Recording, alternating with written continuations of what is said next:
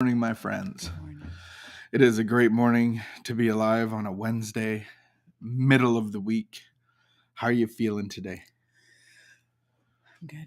You're good? How are you, everyone? I'm feeling old. We've missed you. We've missed you. Yeah, we took an extended weekend. Not a weekend. No, we did not take an extended weekend. I'm feeling old because we are renovating the space with lots of help, mind you, professional help. But at the same time, there's a lot of work to be done. And I was rollering and moving scaffolding around and painting with my bare hands. And I'm so sore. I'm old. I feel old. I feel like I haven't used certain muscles in a very long time. Yeah. We're also, I think we're just not used to working like such long days too. We're not used to working. Moving around for such long days. I'm used to sitting on Zoom for physical hours. Work for 8 or 9 hours a day is very different. It feels good though. Do you feel good? Mm-hmm. It's a different kind of work. Maybe we want to get in the trades. Maybe we want to be drywallers and mudders. I remember around like 9:30 a.m. I was like, I love painting. It's so much fun. I could totally paint my house. Like, I'm so painting our house. We haven't painted since we moved in 2006. You're making like beautiful strokes. And then at 5 o'clock, I'm like, if I ever have to touch a roller. Was it 5 o'clock for you? again. For me, it was 3 o'clock. 3 o'clock. Oh, 3 o'clock I hit a wall. I think something happened at 3 o'clock for all of us. For sure. My brain turned off. And then I was like. We had our friend Junior and Robert that are very good at painting, and they were spray painting the whole room. And spray painting is a mess. Like, oh my goodness. We had to tarp it. Oh. And then at the end, at the 3 o'clock mark, maybe 4 o'clock, I was doing windows and painting the gloss white. And my hands were cramping. I'm like, my hands are so weak. What I'm struggling with right now is I just wanted to talk about socks. You're struggling with socks? Yeah. Or you're struggling with, you feel like you're not allowed to talk about socks? I don't even know if I'm allowed to. That doesn't matter. I'll give you permission to talk about socks. But I was very sore this morning, so I didn't put on socks. Oh. But when I'm around the house, I have to. I feel like something's wrong if I'm not wearing socks. Like my feet are getting dirty. They're getting dried out. They're not being taken care of. They're not safe. They're not warm, sealed. And Yeah. Okay. But then the other dichotomy I have is I hate wearing socks in the summer. But no, I don't. That's not true. No, I always wear socks. I even wear socks and sandals. I know that's a faux pas. But as my son said, the only faux pas is having a faux pas. So then it gave me permission last year to wear socks and sandals. This is literally a non-conversation for me because I don't like socks. If I never had to wear socks again, I wouldn't. But don't your feet feel like I enjoy your socks? I don't understand what the problem is. See, I get it when it comes to shorts. I like shorts. I don't like the transition in the fall of going into pants. So I'm the guy that wears shorts right until it snows. Yeah, but there's no problem. Like, I don't know what you're struggling with. I'm not wearing socks right now because I was so sore that I was like, I don't even want to think about getting socks on right now. Gotcha. And there was none available in my peripheral. So I was like, but now my feet are cold. Okay, well, it's scary. I think they're dirty because the floor is probably not clean. Have you noticed what happens to me when I get tired? When you get frustrated, you're ripping off socks, and you're like, off my socks.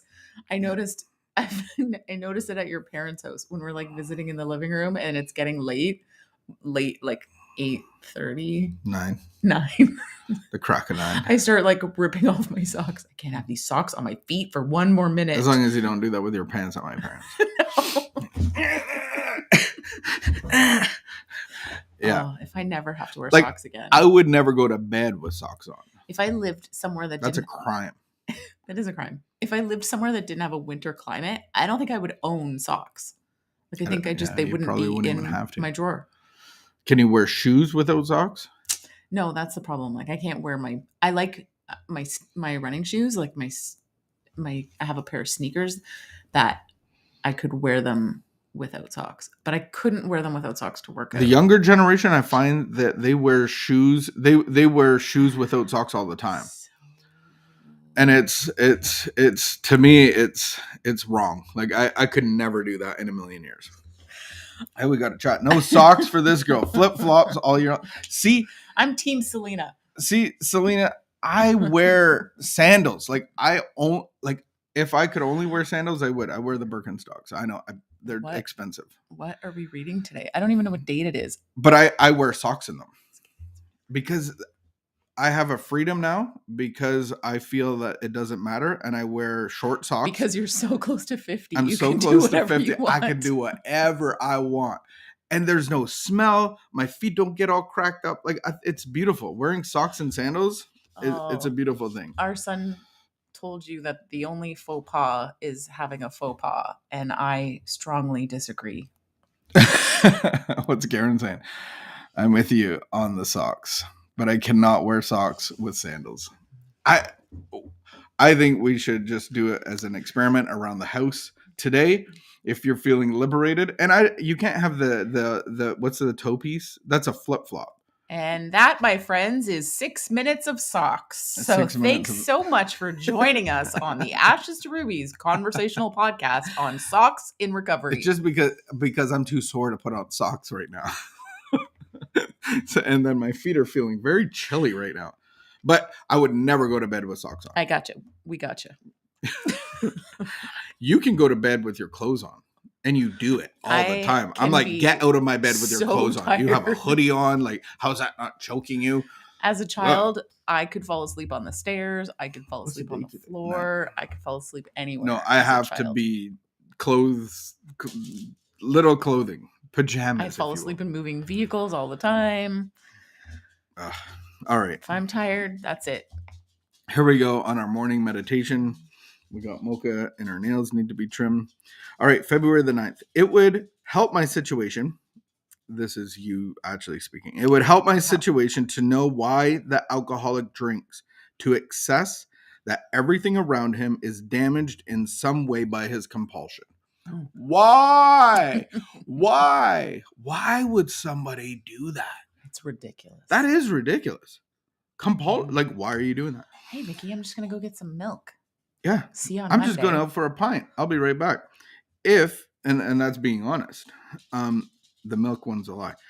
If he drinks to drown out the pain of shattering childhood experiences, which he does not even identify or remember, how can such pain be located and removed?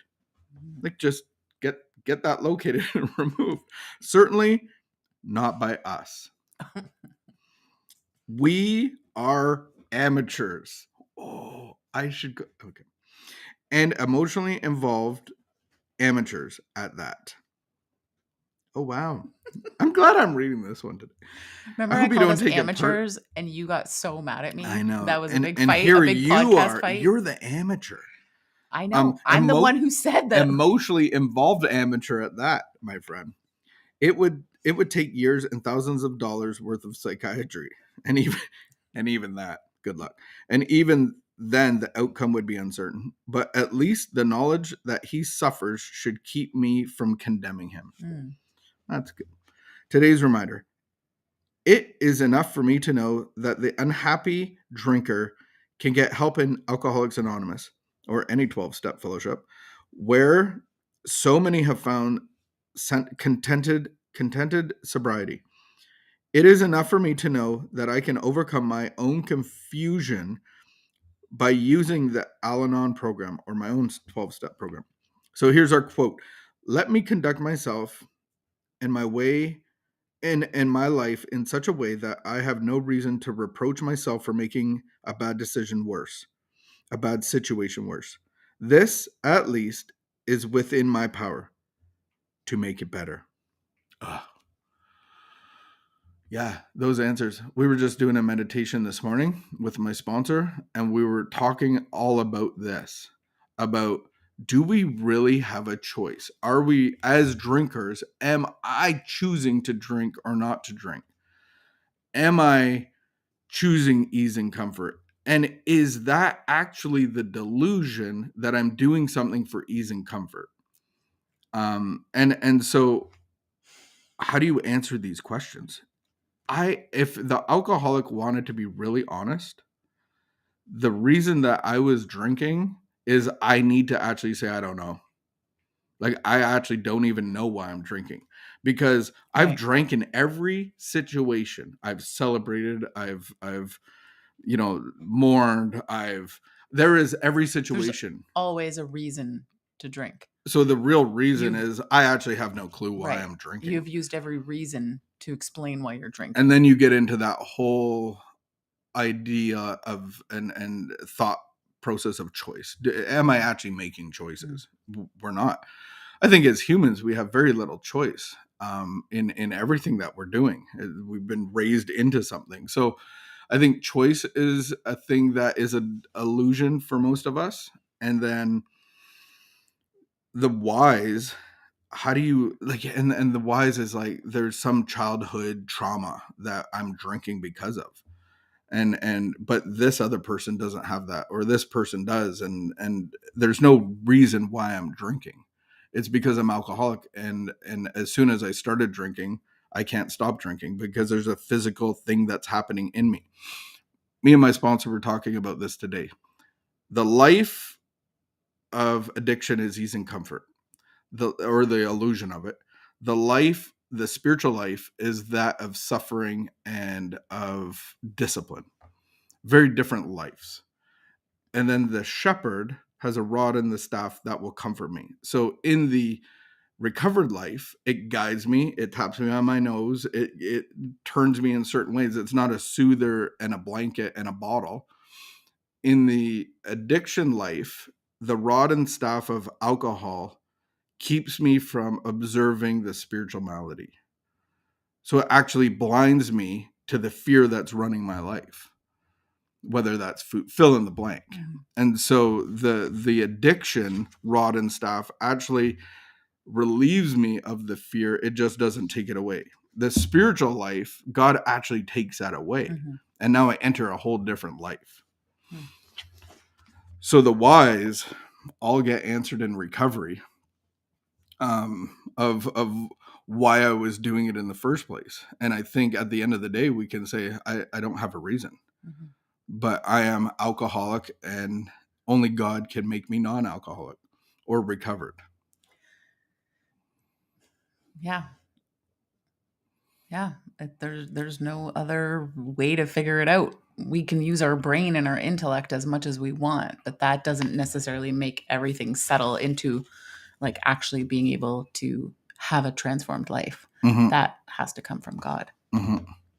Because I mean, I remember when I first started doing this work a couple of years ago, and then the first time that someone, when I came to a couple of years ago, when I realized like, oh, I'm actually talking recovery and I'm like saying all these things, but I'm still like, there's still this thing happening. I didn't understand that. Like, what's happening with me? Like, I know all this stuff. I know this stuff from the Bible and all those things. And the delusion is just so strong of like, oh, I actually don't have this relationship with God where where he is actually my solution. And so what does that look like? And I remember the first time I spoke at a meeting, I went back and listened to the recording because I was like, I wanted to check and make sure that I was being honest. Am I actually doing the things that I said that I'm doing? Am I actually, and there's, part of me that should probably go back and listen to that recording on a regular basis. Like, oh, is this where I really am? Is this what's really happening? Or am I trying to run the show again?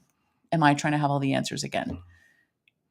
In the doctor's opinion, it talks about we drink seemingly for the effect. And so that effect is actually a delusion, because what's the effect? I drink any occasion, any and all occasions. And so the effect is actually the effect is taking away my fears that I don't even know that are there, but there's an effect that's overwhelmingly significant that I continue to do it. And as an Al-Anon or a codependent or whatever word you can identify with, sometimes people talk about controlling. They can recognize controlling, fixing behaviors. That's a little trickier. Like, I'm like, so what is it that I'm doing?